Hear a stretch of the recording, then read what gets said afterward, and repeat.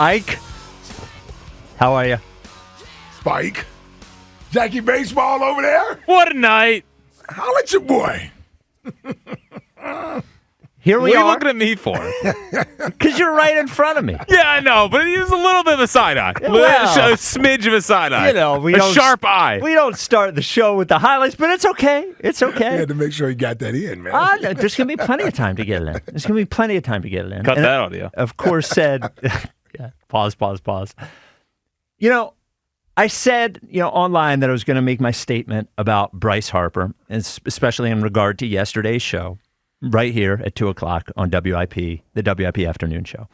And yesterday, I said that we, as a fan base, hosts here at WIP, listeners of WIP, fans of the Philadelphia Phillies, we need to hold our superstars accountable. And in this situation, I said we need to hold Bryce Harper accountable the same way that we hold Joel Embiid accountable, that we hold Jalen Hurts accountable.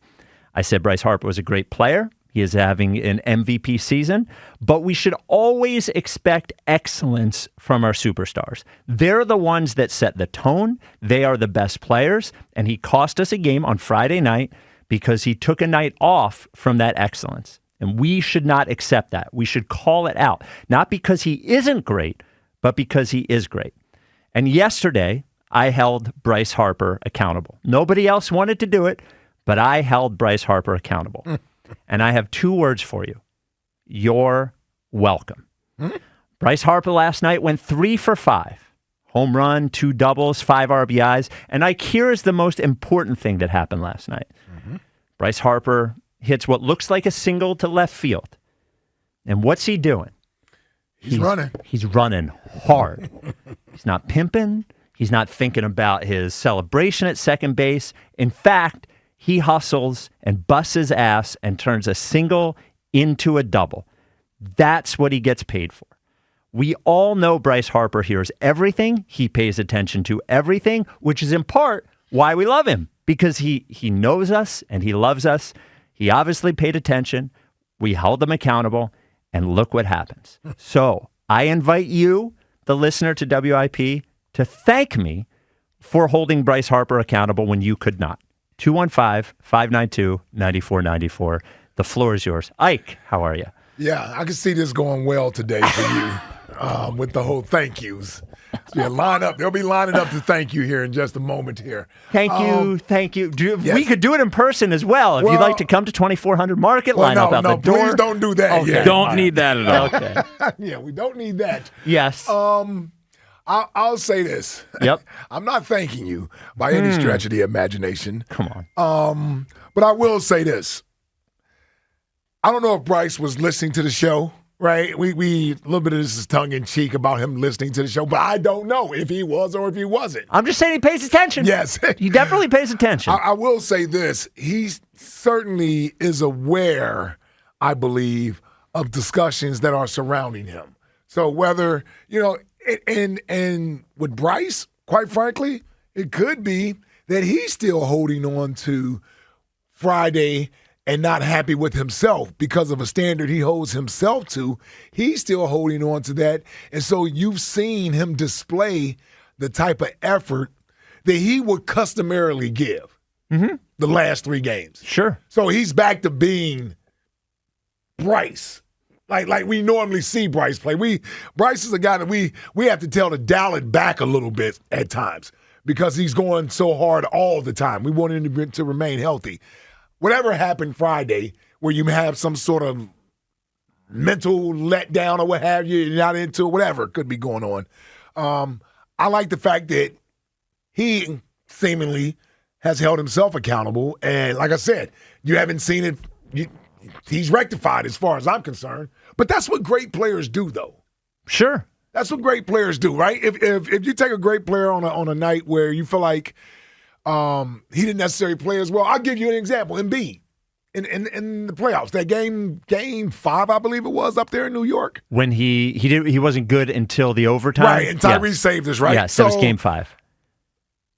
Who's to say Joel Embiid, after that game, didn't say to himself, nah, that wasn't good enough. I can't do that again. Yeah, exactly. So the next game, you see what he did the next game. He was back to being Joel Embiid that next game. Yep. And so, I mean, sometimes the player knows it before anybody else knows it. And it's okay. My message, and then we'll get to Jack. We'll get to Scaredy Cat Jack in a second. There's no Scaredy Cat. Yeah, well, it's no Scaredy Cat today.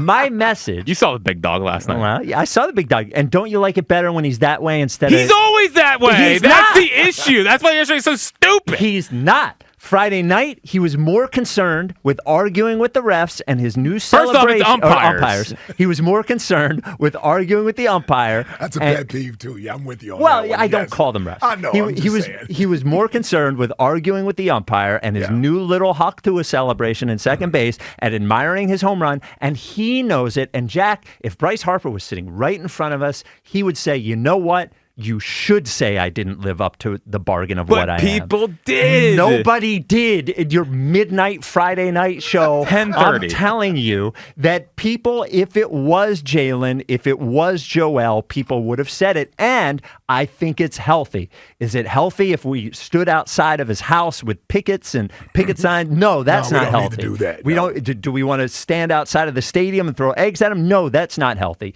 But to say not good enough, you can't do that. We expect the most from you is healthy, and I can guarantee you Bryce Harper would agree that it's healthy. So, again, and we'll give Jack a chance to thank me as well. If you would like to thank me for invigorating Bryce Harper, 215-592-9494. Jack, you can thank me.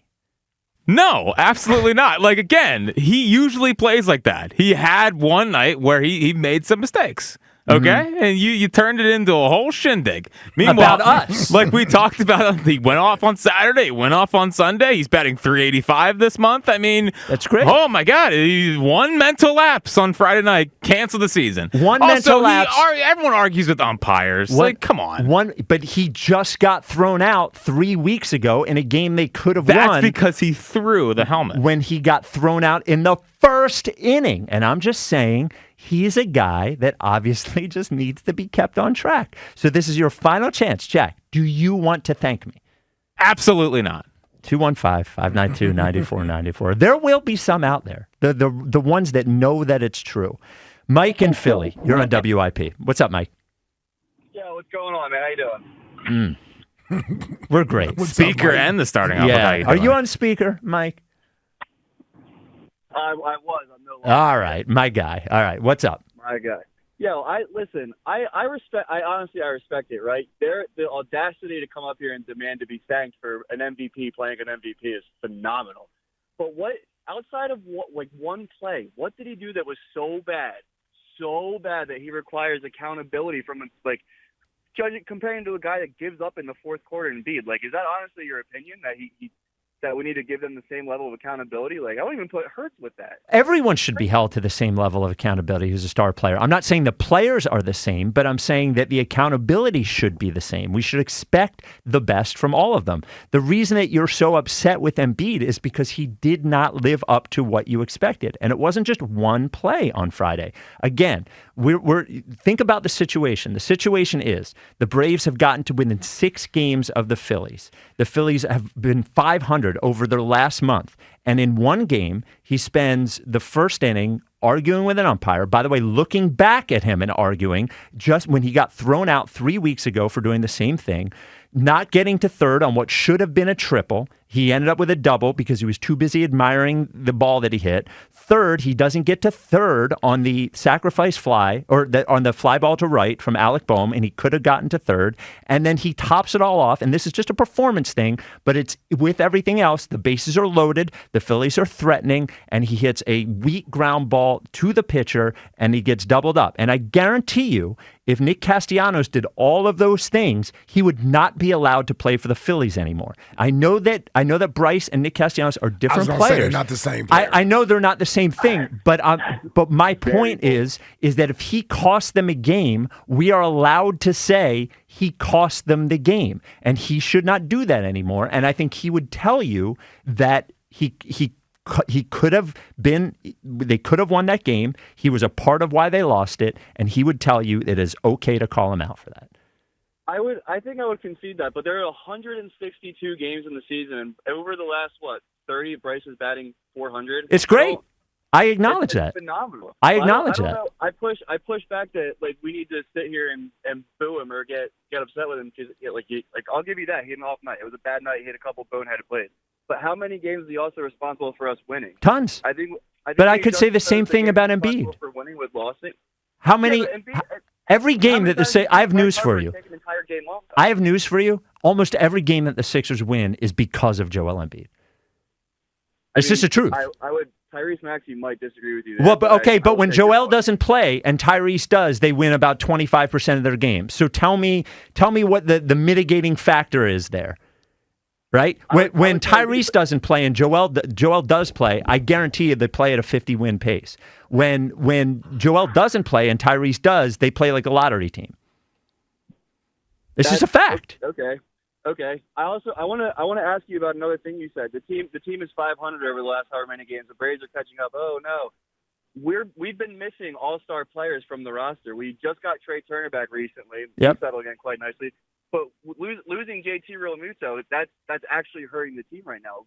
Yes. Stubbs and Mershon are doing great. Well, great relative to expectation. But I think Bryce Harper is being maybe a little bit martyred here by yourself. But wait, Bryce Harper is being what? Is being what? I'm sorry. Being martyred here. I don't know. I think you're mad at the wrong guy here. I'm not mad at him. Thank you for the call, Mike. People want to talk this. I'm not saying that Bryce Harper is not great. He is great. I'm not mad at him. No, it sounds like. Let me jump here. It sounds like what you're doing.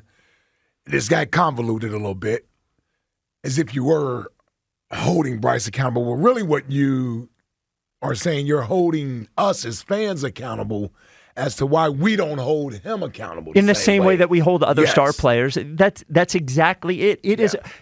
Don't be afraid. He ain't leaving. He has a contract for like 8 more years. Right. No one. This is really about us. It's not really about Bryce. Yes, us as a fan base. As a fan base. As a fan base. Was I frustrated with Bryce? Yes. Would I get over it after a day? Absolutely. The same way, again, by the way, that I get over it when Embiid does it, or I get over it when Hurts does it, or so on and so forth. But when these other guys say one small thing, and by the way, Bryce is a guy who definitely pays attention to when the feedback is negative. When the story came out that he wanted a few more years of contract and everybody was negative about it, it went away. We didn't hear about it anymore. Yep. And I don't, and it was actually Jack that noticed this when we had our full day freak out about Bryce when he had 2 or 3 games when he was having the temper tantrums all over the place. Yep. All of a sudden, for the next month, we don't see any of that. Yeah. I'm just saying he listens, and there's nothing wrong with expressing displeasure when he doesn't live up to what he's supposed to be. That's all I'm saying. All right. You know? Sometimes in clips, it gets taken out of context for sure. And everybody runs with it, and now we're running another star out of town. I love him. I don't want him to go anywhere. Right, we need you to say you love him more. I say I love him when he does something well. Say the L word. I love him. But at the same time, it's not exactly the same way that you talk about Embiid. Now you're well. Hold on. Well, I think it needs to be discussed. No, I'm telling you that I could find clip after clip of me being hard on Embiid. Yeah, but on a podcast. And by the way, I don't need to say I love him when I'm criticizing him. Right. In the same way that when Walker grows up enough to now we're bringing Walker in. I'm just saying, at some point, he will be a pain in the ass and do something wrong, and you're going to have to yell at him, and you're not going to say before and after, I still think you're great. I don't want you to leave. That's not a bad way to approach it. Ah, sure.